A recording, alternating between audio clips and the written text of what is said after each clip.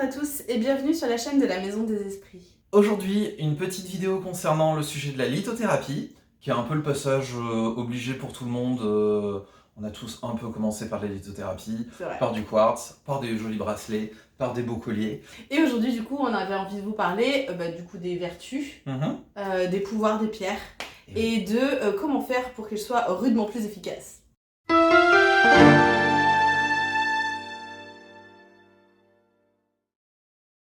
C'est vrai, t'as raison, on a tous commencé généralement à s'intéresser un petit peu au monde énergétique par le biais des pierres, des minéraux.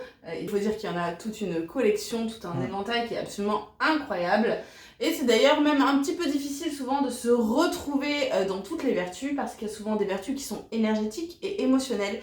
Et il va y avoir d'autres vertus qui vont être physiques, par exemple pour guérir je ne sais quel mot du corps selon la pierre que vous choisissez.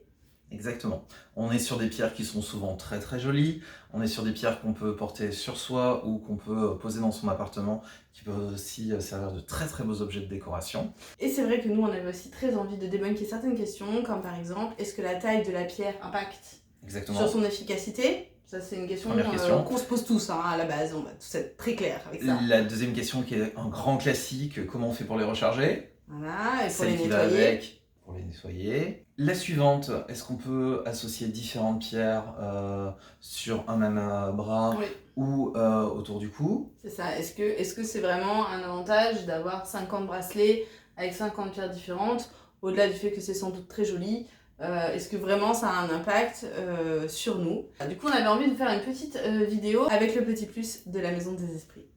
Alors du coup la première question qu'on avait envie de se poser c'était donc, est-ce que la taille de la pierre impacte sur son efficacité ? Et ça, c'est un truc qui revient assez souvent parce que, en plus, avec la taille de la pierre, il y a souvent un certain grammage, un certain prix au kilo. Donc, on peut se retrouver avec des pierres extrêmement chères. Et ceux qui s'y connaissent en lithothérapie savent aussi qu'il y a quelque chose qui se voit moins, en tout cas pour les non-connaisseurs, c'est la qualité. La qualité de la veine, la qualité de l'extraction aussi. Comment est-ce qu'elle a été extraite du sol, notamment. Et dans quelle région du monde elle se trouve également, les conditions de transport. Il y a énormément de choses qui peuvent rentrer en compte dans la qualité intrinsèque d'une pierre. Du coup, qu'est-ce qu'il en est sur le plan énergétique ? Il faut savoir que chaque objet dans le monde va produire une certaine énergie. La pierre, le bois, donc c'est-à-dire le bois, même les meubles que vous avez chez vous sont composés très généralement de bois et donc vont porter quand même une certaine marque énergétique. Exactement. Avec laquelle on va pouvoir entrer en résonance. Pour ceux qui connaissent un petit peu les lois de l'univers, là il s'agit vraiment de la loi des résonances.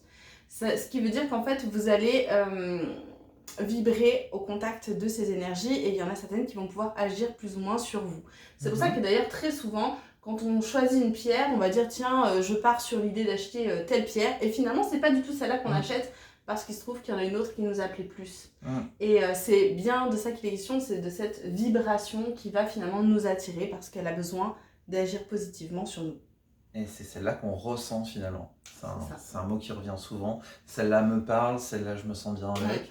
On est vraiment dans l'ordre de l'émotionnel, du ressenti. C'est de la sensibilité. Qui est très très bien du coup. Du coup, c'est vrai que vous allez avoir envie de flasher sur une pierre sans savoir exactement quelle taille, quel format vous allez pouvoir choisir. Et là, ce qui est intéressant, c'est de savoir que finalement, c'est pas tellement une question de taille, mais bien de qualité de la pierre, c'est ce que tu disais. C'est-à-dire que parfois, une pierre qui va être plus petite va être de bien meilleure qualité qu'une grosse et va finalement avoir beaucoup plus d'effet sur vous. Et ça, tous ceux qui sont experts en bijouterie le savent, une pierre d'excellente qualité au microscope ne ressemble pas du tout à une pierre extraite, je sais pas, je vais dire une bêtise, à la dynamite par exemple, ne ressemble pas du tout à une pierre qui viendrait d'une autre veine, qui est moins qualitative. Donc là-dessus, on est sur des propriétés physiques et énergétiques extrêmement connues des connaisseurs. Et c'est là qu'entre le petit plus de la Maison des Esprits, c'est-à-dire que nous allons pouvoir vous parler du pan énergétique. Et oui. Qu'est-ce qui se passe réellement quand vous portez une pierre sur vous ? Il faut savoir que la matière est limitée dans la quantité d'énergie qu'elle peut contenir. Donc votre pierre, qu'elle soit petite ou grosse, finalement, au bout d'un moment, elle va s'épuiser de ses vertus et elle va rayonner certes d'énergie, mais ça va être infime par rapport à son potentiel. Et là, je ne parle pas uniquement du potentiel physique de la veine dont elle est issue, finalement. Je parle réellement du potentiel énergétique en lien avec le monde invisible. Je m'explique. Il existe dans les mondes invisibles des gisements de pierre, tout comme il existe les plantes. Enfin, tout ce qui existe dans la matière existe bel et bien de l'autre côté. Alors c'est pas forcément un monde à l'identique et en mode miroir, faut pas s'imaginer à la Stranger Things un petit peu le monde pareil en différence, c'est pas tout à fait ça. C'est vraiment plus le fait que par exemple vous allez cultiver votre basilic chez vous. Eh bien il faut savoir que dans l'énergétique il y a des pieds de basilic qui eux rayonnent d'énergie. Et en fait, votre plante, elle va tirer ses bienfaits et ses vertus du monde énergétique par un lien énergétique qui les unit. Eh bien, la pierre, c'est exactement la même chose. Vous allez avoir votre améthyste autour du cou qui est censé vous apporter plein de choses et plein de très bonnes vertus. C'est super. Elle est chargée à la base parce que de par son essence même, elle est pleine d'énergie. Oui, puisqu'à la base, elle était au sein de la veine. C'est ça. Donc, elle était gorgée d'énergie et complètement connectée avec ses sœurs. Et du coup, le fait de l'extraction, le fait de toutes les énergies qui sont posées sur elle, donc évidemment la violence de l'extraction, les conditions humaines désastreuses dans lesquelles très souvent, on va peut-être pas épiloguer sur le sujet, pas trop regarder dans les détails. Voilà. Le transport et toutes les énergies qui vont être en contact avec la pierre vont à un moment donné aller souiller son énergie et vont très vite l'épuiser. Ce qui fait que très souvent, quand la pierre elle arrive dans vos mains, elle a déjà perdu beaucoup de ses vertus. Alors, avec un connaisseur qui vous la vendrait, il peut la recharger, il peut la purifier, mais chez vous, elle va s'épuiser. Et c'est là qu'intervient le gisement énergétique. Nous, à la Maison des Esprits, nous avons la particularité d'être en lien avec des entités qui possèdent des domaines et dans lesquels on va trouver donc des gisements énergétiques.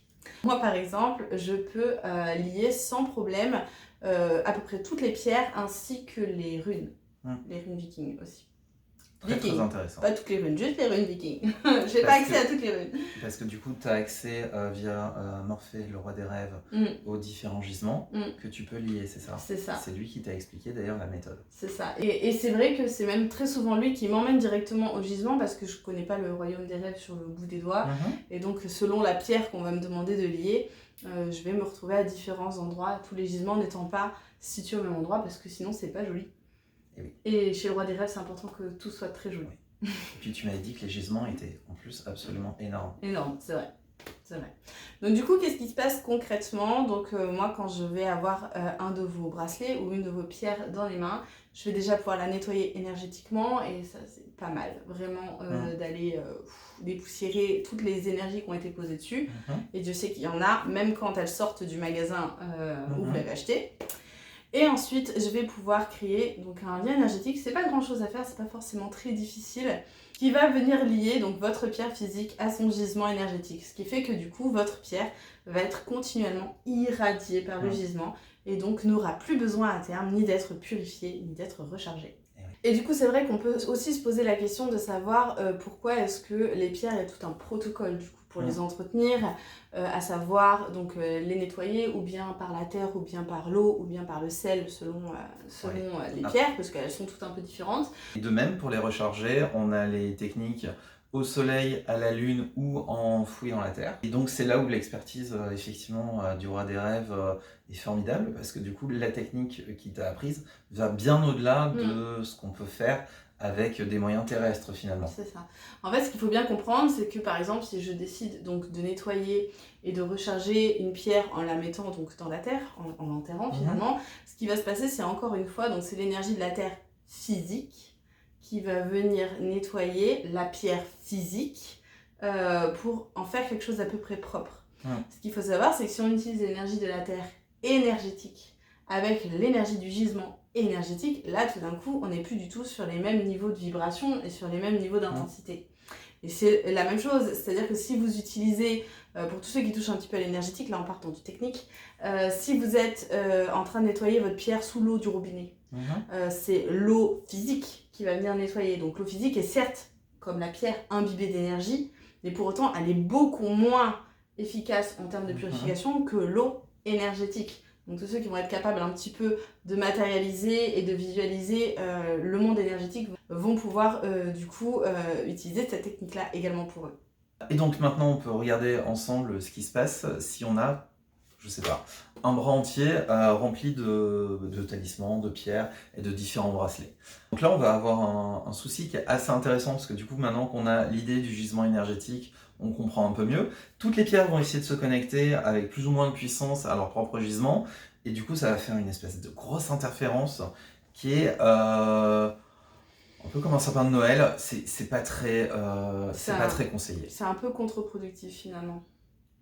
C'est comme avoir un bracelet où il y aurait finalement trop de pierres. Il faut choisir, même celles qui sont, je vais dire une bêtise, œil de tigre, améthyste. On demande souvent du coup à la personne qui nous consulte laquelle des deux pierres au niveau de ses vertus il préférerait et on lit l'ensemble du bracelet, soit au gisement d'œil de tigre, soit au gisement d'améthyste, mais pas aux deux parce que ça va perturber de toute façon. Et souvent, de toute façon, dans un bracelet, les pierres sont assez petites. Donc déjà, quand on arrive à mettre une seule vibration dans l'ensemble, c'est pas mal. Et du coup, ce qui va se passer, bon là du coup c'est des pierres, c'est toutes les mêmes pierres un peu partout. Mais ce qui va se passer, c'est que si vous avez donc deux types de pierres, il y en a une qui va devenir passive. Donc dans ton exemple qui était œil du tigre et améthyste, mettons que je veux de la protection, donc je vais demander plutôt l'œil du tigre. Ce qui va se passer, c'est que l'énergie va venir courir sur toutes les pierres d'œil du tigre et vont faire passer les améthystes qui en plus sont parfaites pour ça, en passive et qui vont donc juste booster l'énergie pour que ce soit plus fort. Nous, c'est vrai que ce qu'on vous conseille quand même... Alors, soit c'est des bracelets complètement personnalisés sur mesure pour vous. On a des partenaires qui font des bracelets de chemin de vie personnalisés pour les gens. Donc là, on ne se pose pas les questions, tout est OK. Ou ce qu'on vous conseille plutôt, c'est comme le montrait Charline, des bracelets avec une seule pierre dominante, beaucoup plus simple, donc du coup à utiliser. Du coup, on va proposer des petits cas concrets parce que du coup, ça va parler aux gens. Charline, on a un client qui vient avec ce petit bracelet absolument magnifique.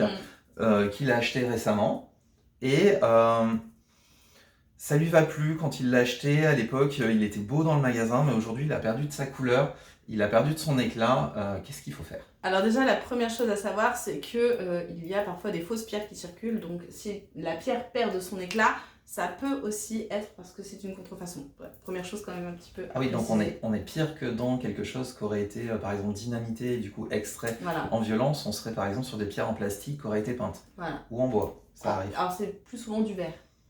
Ensuite, ce qu'il faut savoir, c'est qu'il y a aussi... Tu viens avec nous? Allez, viens sur la vidéo, viens. Ouais. Abracadabra, petit chien. C'est le moment où tout bascule.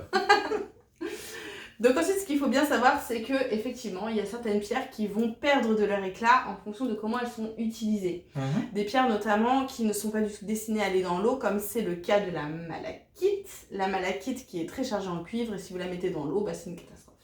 Donc quelqu'un qui viendrait avec un bracelet pour nous expliquer qu'il ne ressent plus de bonnes énergies par rapport à ce bracelet, que ce bracelet ne lui convient plus. Une fois qu'on a bien vérifié qu'il s'agissait quand même bien de véritables pierres, on va pouvoir le nettoyer énergétiquement. Ça, c'est une manipulation qui est faisable pour nous, qui consiste à venir saturer en fait l'objet d'énergie.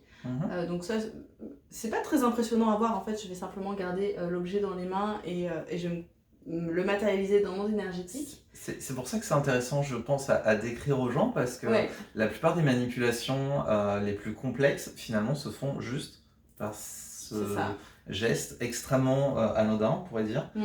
Juste, tu prends les pierres dans les mains et là, tu fais une purification, c'est ça? Alors, bon, là, je ne fais pas parce que je ne suis pas concentrée et que je suis en train de tourner une super vidéo. Et oui. Mais en fait, ce qui va se passer, c'est que donc, je vais prendre l'objet entre les mains et je vais le matérialiser donc, dans le monde énergétique, donc dans mon espace de travail. Et là, je vais pouvoir voir tout ce qu'il y a dessus. Donc, éventuellement, les énergies négatives ou simplement l'absence. Quand ça arrive, des fois, l'objet est complètement vide. Il a donné tout ce qu'il pouvait donner. Donc, en fait, à ce moment-là, ce qu'on va faire, c'est qu'on va donc le purifier énergétiquement. Il y a des tas de manières pour faire ça. Dans les plus simples, on peut utiliser donc les éléments. L'eau, la terre sont les meilleurs pour ça évidemment. Sinon ça peut être tout simplement l'ombre et la lumière qui vont pouvoir venir nettoyer très efficacement donc les objets. Et une fois qu'il est tout propre, tout nickel, on va pouvoir aller le lier énergétiquement à son gisement. Donc ça c'est encore une fois une manipulation qui prend très peu de temps, du moins si le roi des rêves est disponible pour m'emmener jusqu'au gisement. Et oui. Parce que, alors il y en a certains je sais les trouver, mais il y en a d'autres, certaines pierres un peu originales que j'ai pas encore croisées. Donc, Et du coup je vais pouvoir aller simplement tirer le lien énergétique, lier votre bracelet et je vous le rends et on est fini. Et finalement ça prend combien de temps? Ah, ça prend bien 3 minutes. Oui. Allez, 5. Donc le client s'en rend pas forcément compte, hein, on cale ça dans une conversation. Nous, on fait une bonne action et finalement, maintenant qu'on sait le faire... Alors là, ce que vous voyez pas, c'est qu'il est en train d'éplucher mon chien. Alors le chien qui a vraiment très envie d'un câlin. Voilà, donc voici Rory qui est en période de mue parce que c'est le printemps. Et là, je sais pas si on va pouvoir vous montrer, mais en fait, Fabien est en train d'éplucher mon chien. Voilà, il y en a 2 partout. Voilà. C'est intéressant. Et j'ai fait le ménage ce matin, donc je t'assassine. Ah oui, enfin en même temps, Voilà, j'ai pas l'habitude, Incroyable, regardez-moi ça. J'ai pas fait C'est une exprès. catastrophe. Nos vidéos partent toujours dans tous les sens, ça tu remarqueras. On va faire. Parce que là, j'ai cru que... Hop là. Donc, ça c'est pour un client qui viendrait à notre boutique à Olioul, sud de la France, au cas où. Vous pouvez aussi, si vous le souhaitez, nous envoyer vos bijoux par la poste. Hein. Ça c'est aussi une option pour ceux qui ont très envie. Ah oui, voilà, effectivement. Aussi. Mais est-ce que ça fait pas partie des prestations qu'on peut aussi faire à distance, peut-être? Exactement, et c'est ça qui est extrêmement intéressant, c'est-à-dire que on arrive à un certain niveau où une simple photo d'un objet va pouvoir nous permettre de lier énergétiquement. Et alors, là je vous entends venir, oui, comment c'est possible de lier à travers une photo? Tout simplement de la même manière qu'on arrive à lier avec vous, à travers une photo ou une vidéo. C'est le même processus qui va se mettre en place, c'est donc ce lien énergétique qu'on va créer. Donc c'est un tout petit peu plus complexe parce que du coup, comme on n'a pas l'objet dans la main, il faut qu'on aille faire un lien énergétique jusqu'à votre bracelet. Donc il nous faut la photo, forcément. Ouais. Et ensuite, on va faire le lien énergétique avec le gisement et on coupera notre lien en partant. Exactement. Voilà, donc c'est tout à fait faisable. Donc finalement, c'est comme un soin en vidéo. C'est comme un soin à distance sur une personne ou sur un animal. Qu'on propose, qu'on préfère faire en vidéo parce que c'est un peu plus sympa pour nous de discuter avec la personne, un peu vivant, et puis en plus vous êtes sûr qu'on est bien à votre écoute et qu'on fait bien les choses. Et du coup, pour illustrer tout ça, on avait une petite anecdote à vous raconter. Exactement. J'ai offert il y a quelques années une pierre de protection classique, une labradorite, à une amie qui était en forme de galet, polie, très jolie. Et elle l'avait dans sa table de nuit, tout allait plutôt bien. Et un jour, elle m'appelle en me disant je fais des mauvais rêves, j'ai senti quelque chose qui allait pas et tout.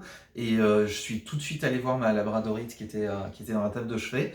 Et là, elle m'a envoyé la photo, parce que j'arrivais pas à y croire. Elle m'a dit elle a gonflé avec une protubérance qui est apparue et presque a explosé, enfin c'était complètement déformé.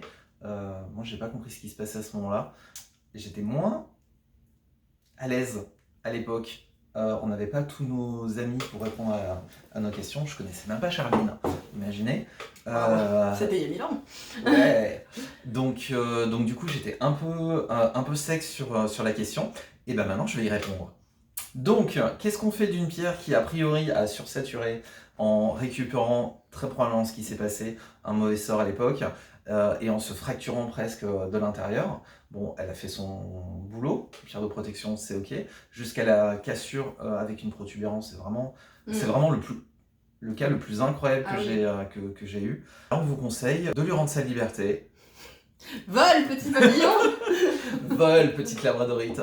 Pour moi, le mieux, c'est d'aller l'enterrer, vraiment l'enterrer dans un endroit qui n'est pas chez vous, parce que du coup, vous n'avez pas forcément envie de garder toutes ces énergies.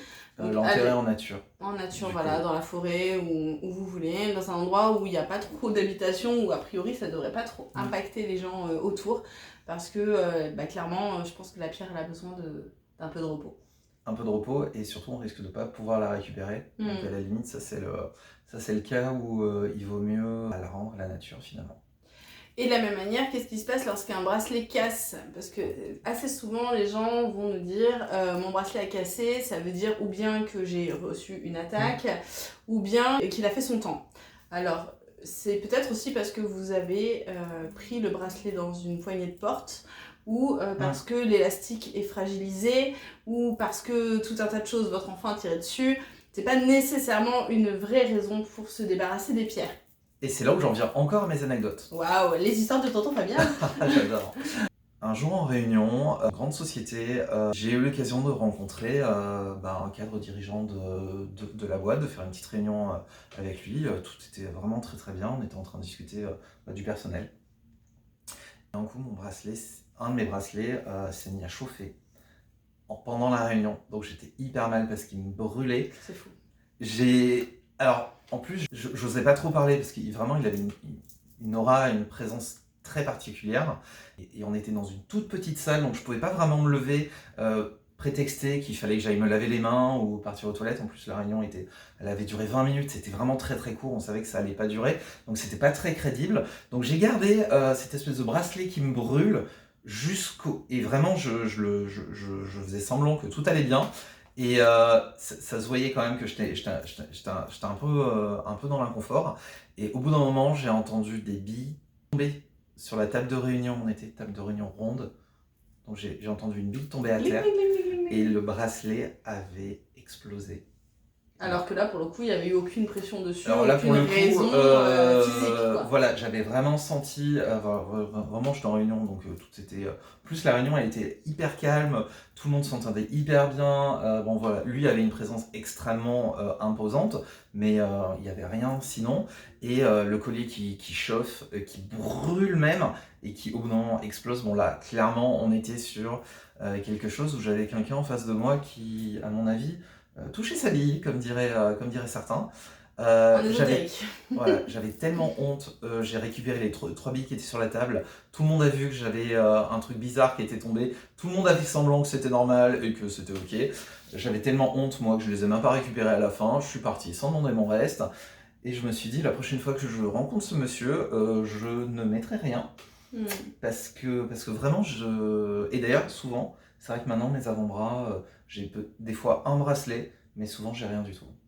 Et du coup, c'est vrai que ce qu'on peut retenir en fait de cette histoire, c'est que tu as été en contact avec quelqu'un qui était extrêmement fort énergétiquement, Oui. Probablement dangereux parce que du coup, c'était des pierres de protection. Ça, oui, notamment, oui. Voilà. Donc, du coup. J'adorais les yeux de tigre à l'époque, donc j'en portais quasiment tout le temps. Voilà. Donc, un bracelet d'œil de tigre qui explose en pleine réunion, tout est normal. Ça fait un petit peu. Oui. Surtout que je me rappelle bien qu'à un moment, il a vu une pierre rouler et ça l'a fait sourire.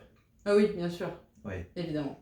Non, mais après, quand on est face à des gens qui savent très très bien ce qu'ils font. Ils connaissent un peu, ouais. Et ça a dû beaucoup le faire rire, oui. Ouais. Il a souri. Il a dû te prendre pour un tout petit. Ouais. À l'époque, tu étais un tout petit. Ah bah, je pense que par rapport à lui, on serait tout petit pendant un moment. Ce serait beaucoup plus intéressant maintenant de rencontrer ce monsieur. Effectivement. Oh, comme j'aimerais rencontrer ce monsieur.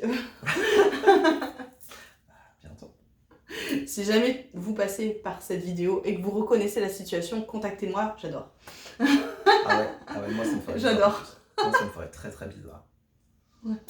Je pense qu'on a un petit peu fait le tour, donc du coup on va clôturer sur la lithothérapie.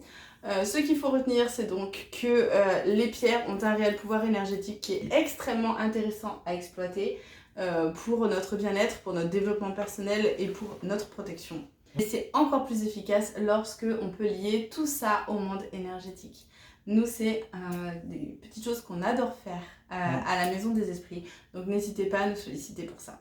Sur ce, prenez soin de vous. Prenez soin des autres. On vous fait plein de bisous. Bye bye. Au revoir.